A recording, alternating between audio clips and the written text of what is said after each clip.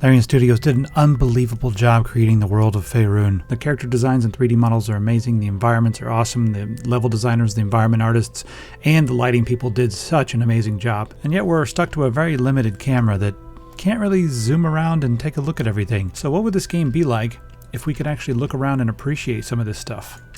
What would this game be like if we could take the camera and pan up to see the ceiling? Did you even know that some of these places had ceilings? What if we didn't have to click to move? What if we could actually use WASD to move our characters like this? I wonder what the game would be like if we could just do these few simple things. What you're looking at right now is Baldur's Gate 3 with the camera mod. It's a much more immersive experience. This is a camera system that's more like Dragon Age or even like an MMO or something. It allows us to zoom around the world and really appreciate all the detail in the artwork, plus it gives us a much closer connection to our character and also the world. So what we're going to do in this video is learn how to install this camera mod, a mod to allow you to move around with WASD and easily toggle between WASD and your regular click to move interface. And these are called native mods. With native mods, you do not need to worry about your save files. You can install them and remove them anytime you like, and you don't need the Baldur's Gate 3 mod manager. So that's what we're going to cover in this video, and then in the next video we'll cover the Baldur's Gate 3 mod manager, which you'll need for a lot of the textures, changes, clothing, and things that actually affect your save file because you're putting clothing onto your character and then saving the game. So in the second video we'll talk about the mod manager and those types of mods, plus also just the regular mods that you can click and drag and drop right into your Baldur's Gate folder and just have them change a texture or something random in the game.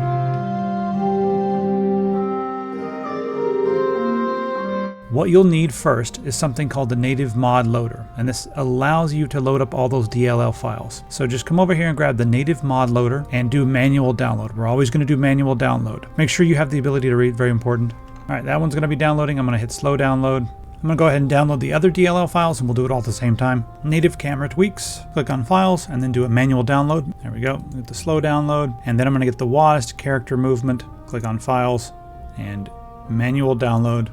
Now I have these 3 zip files. Where do I put them? Where do I unzip them?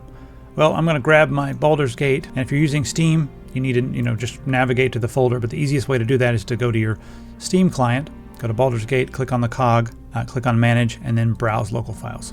If you're using the GOG version or whatever, you'll just need to navigate to the folder where your game is. Here's my downloads, and this is my Baldur's Gate 3 installation folder. So the first thing I want to do is install the native mod loader. It comes with a bin file, and inside here you'll notice that there is a BINC 2W64 DLL.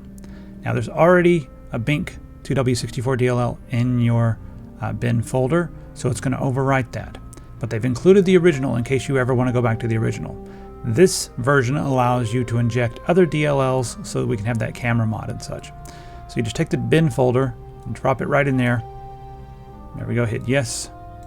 And replace the file in the destination. Remember, it did give us that original. So that's where that went. Let's grab the native camera tweaks. See, there we go. It gave us exactly what we need again. The folder structure. So go back to your root. There's the bin file, the bin folder, just drop it in there. I'm going to grab my WASD movement as well. Again, it gave us the bin folder.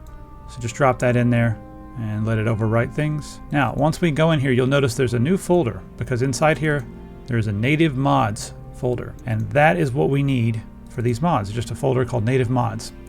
Now, one of the beautiful things about native mods is we have the DLL files, but we also have this TOML file.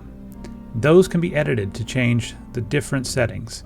For instance, this camera mod here, let's open it up.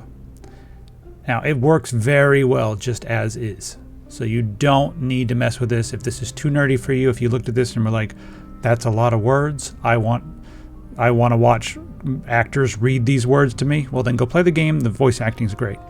But if you're someone who wants to get very nerdy, you can come in here and mess with this. Right now, it's set for what the author of the mod thinks are pretty good values, and I agree mostly. One of the things I did change was my camera rotation multiplier is a bit high for my taste. So I brought mine down to 0.7. And you have to make sure if you're changing these values to be less than 1, you need to make sure that you put 0 point whatever, because if you just put this, it'll cause an error. So come through and check this out. One other thing that you can turn on and off depending on your preference, I turn this off, we have clipping. So this is floor clipping, and what that means is when you zoom down and you hit the floor, the camera will stop, but I like the camera to go under the floor because I like to look around and see, well, all kinds of things. I'd like to be able to look straight up at the sky if I want to. So I changed this to false. This is my preference, and I don't recommend this for everybody, but I like to look in all directions because I'm ridiculous. I also do bring my keyboard rotation, that's the Q and E keys or whatever, I bring that down as well to about 1.7. It's a bit too fast for me and a little too jerky. So that's how you change that, and you can change these values as well with the WASD controls. You can come in and change which ones or which keys are going to control WASD.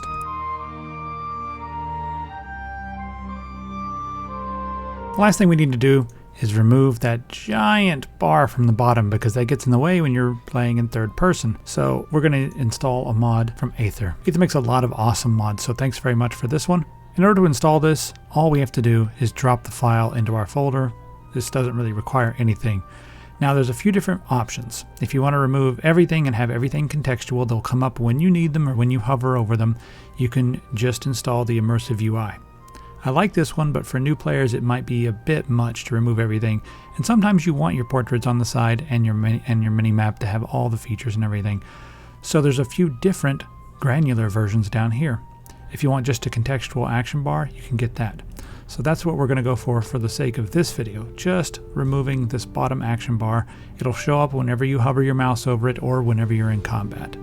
So we just need to click on Files, click on Manual Download here. I'm going to do Slow Download. And this is a folder called Public. Public actually goes in your data folder, not your bin folder. So just drag and drop Public into your data folder. I've already got it in there, so I'm going to hit no, but it'll install right in there and you don't have to do anything else. Now when you play the game, the bottom bar will be contextual, so it's not going to be in the way.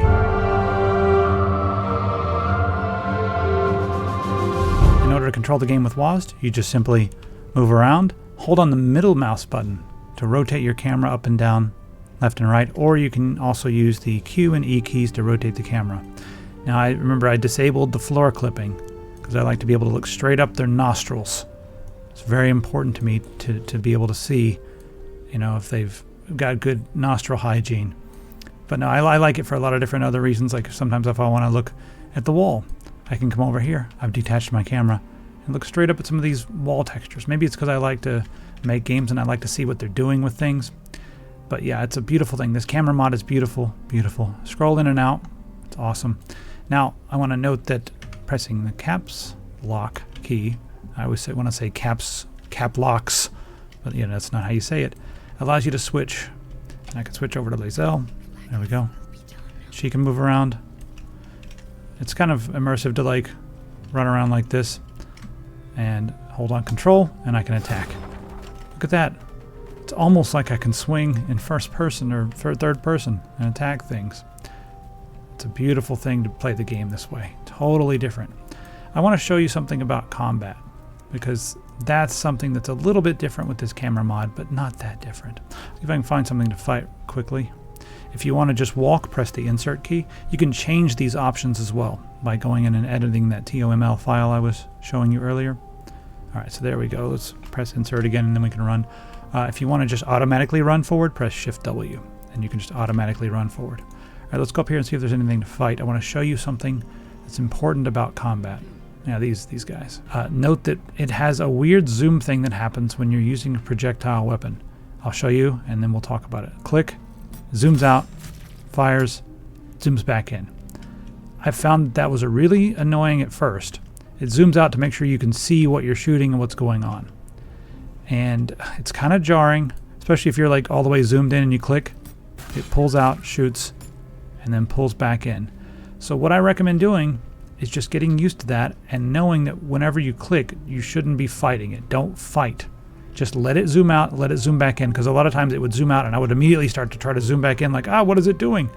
And it would screw my camera up. So just get your projectile set up and shoot, wait for it to zoom out, zoom back in, and then you'll be good to go. Let's get her away from this so she doesn't fly off the top and slap him.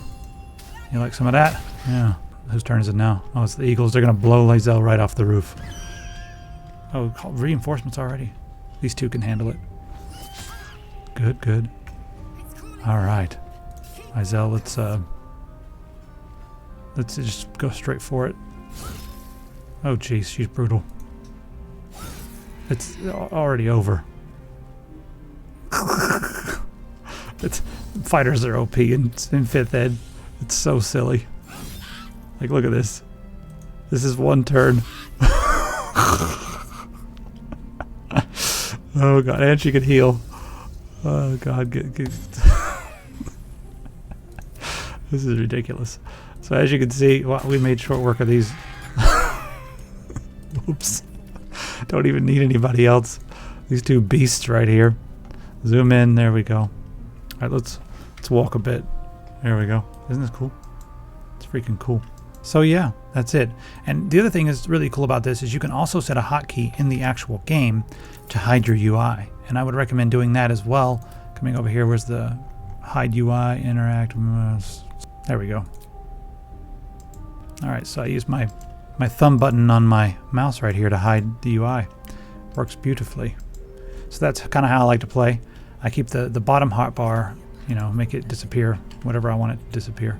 Oh, the Blue Jay's back. This is what I'm using to play. I love this mouse. It feels a lot like the Microsoft IntelliMouse. We also have 30% off right now, by the way. Back to school is the coupon code for this because it's that time of year. And then this controller, the idea with this was to make something that felt a lot like the modern controllers. It works with X input, so when you plug it in, you can toggle between X input and direct input by holding this down for 5 seconds.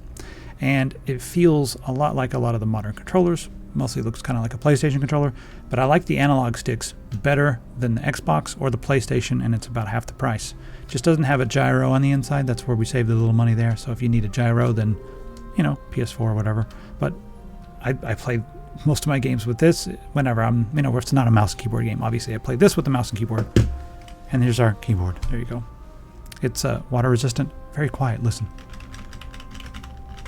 Because it's membrane, but it's a nice poppy membrane. I was very particular about this membrane keyboard. So check all that out in the description. Back to school is the coupon code. Now let's mod the hell out of this game. At the end of this video, I'm just going to show you a bunch of the screenshots I've been taking. And I'm not sure if you knew this or not, but I also make music.